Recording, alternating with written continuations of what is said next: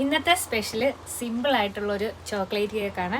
ഇതുപോലെ സിമ്പിളായിട്ട് decorate ചെയ്തിട്ടുള്ളൊരു chocolate cake. ആദ്യം തന്നെ നമുക്ക് കേക്കിൻ്റെ ബേസ് ഒന്ന് തയ്യാറാക്കാം. ഞാനിവിടെ ഉണ്ടാക്കാൻ പോകുന്നത് ചോക്ലേറ്റ് കേക്കാണ്.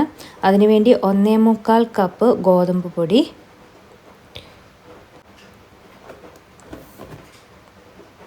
ഇനി ഇതിൻ്റെ കൂടെ നമുക്ക് വേണ്ടത് 1/4 cup cocoa powder, baking powder 1.5 teaspoon, baking soda 1.5 teaspoon,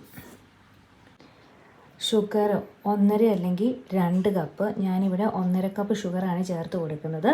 മധുരം നല്ലോണം ഇഷ്ടമുള്ളവർക്ക് 2 കപ്പ് ഷുഗർ ചേർത്ത് കൊടുക്കാവുന്നതാണ്. ഉപ്പ് 1 ടീസ്പൂൺ. ഇനി ഇതെല്ലാം കൂടെ നമുക്കൊരു വിസ്ക് ഉപയോഗിച്ച് നന്നായിട്ടൊന്ന് ഇളക്കിയെടുക്കാം. ഇതിനകത്തെ കട്ടയെല്ലാം നന്നായിട്ട് പൊടിഞ്ഞ് കിട്ടണം. നന്നായിട്ട് ഇളക്കി കൊടുക്കാം. ഇപ്പം എല്ലാം കൂടെ നന്നായിട്ട് മിക്സായി കിട്ടിയിട്ടുണ്ട്.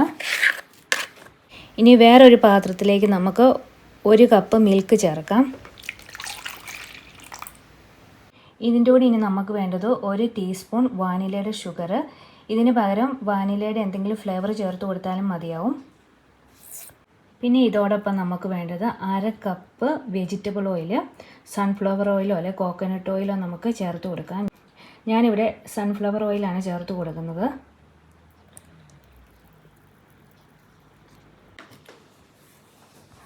രണ്ട് മുട്ട. ഇനി 1 കപ്പ് ബോയിലിംഗ് വാട്ടർ ചേർക്കാം. ഒക്കെ എല്ലാ ഇൻഗ്രീഡിയൻസും ഒന്ന് മിക്സ് ചെയ്യാം.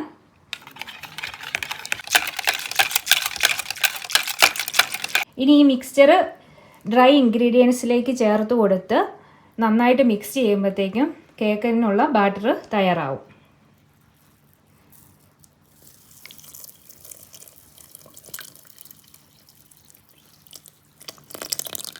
ഇനി നമുക്ക് ഈ വെറ്റ് ഇൻഗ്രീഡിയൻസും ഡ്രൈ ഇൻഗ്രീഡിയൻസും കൂടെ ഒന്ന് നന്നായിട്ട് മിക്സ് ചെയ്തെടുക്കാം.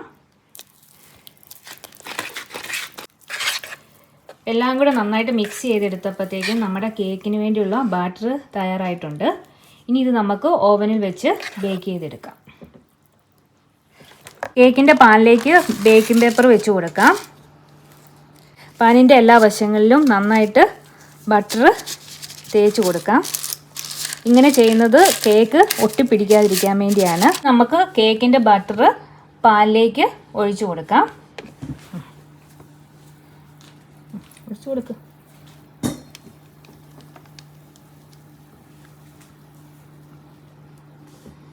നമുക്ക് 180 ഡിഗ്രി സെൽഷ്യസിൽ 35 മിനിറ്റ് ഓവനിൽ വെച്ച് കേക്ക് ബേക്ക് ചെയ്തെടുക്കാം.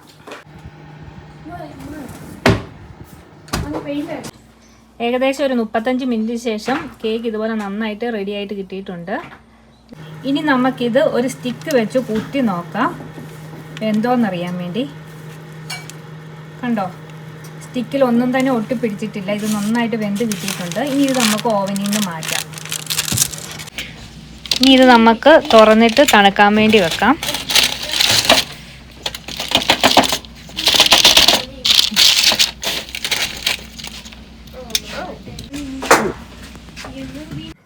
ഇനി നമുക്ക് കേക്കിന് വേണ്ടിയുള്ള ഫ്രോസ്റ്റിംഗ് തയ്യാറാക്കാം. അതിനുവേണ്ടി ഒരു പാത്രത്തിലേക്ക് നമുക്ക് 2 കപ്പ് ഐസിങ് ഷുഗർ ചേർത്ത് കൊടുക്കാം.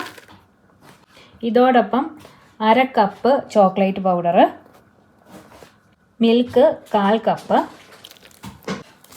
Butter 200 gram. ഇനി നമുക്കൊരു ഹാൻഡ് മിക്സർ ഉപയോഗിച്ച് എല്ലാം കൂടെ നന്നായിട്ടൊന്ന് ബീറ്റ് ചെയ്യാം.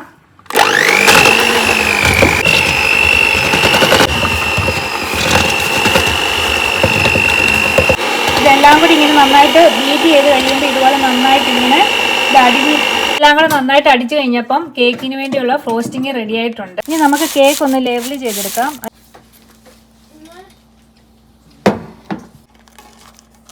കേക്ക് വേറൊരു പാത്രത്തിലേക്ക് മാറ്റിയിട്ട് നമ്മൾ ഇനി ഇത് ഡെക്കറേറ്റ് ചെയ്യാൻ പോവുകയാണ്. കേക്ക് ഇപ്പം തണുത്തിട്ടുണ്ട്. ഫ്രോസ്റ്റിംഗ് നമുക്ക് കേക്കിൻ്റെ മുകളിലേക്കെല്ലാം ഒന്ന് തേച്ച് പിടിപ്പിക്കാം.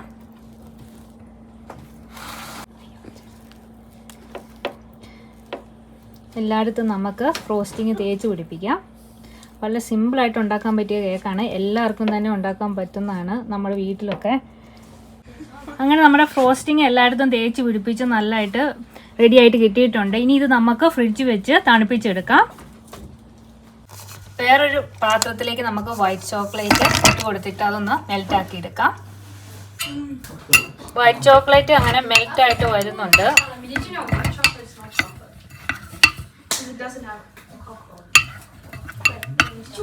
ഇച്ചിരി കൂടെ മെൽറ്റ് ആകട്ടെ. മെൽറ്റ് ചെയ്ത ചോക്ലേറ്റിനകത്ത് സ്ട്രോബെറി ഓരോന്നായിട്ട് മുക്കിയിട്ട് അത് കേക്കിൻ്റെ മുകളിൽ ഇങ്ങനെ വെച്ച് കൊടുക്കാം. അങ്ങനെ നമ്മുടെ സിമ്പിളായിട്ടുള്ള ചോക്ലേറ്റ് കേക്ക് റെഡി ആയിട്ടുണ്ട്.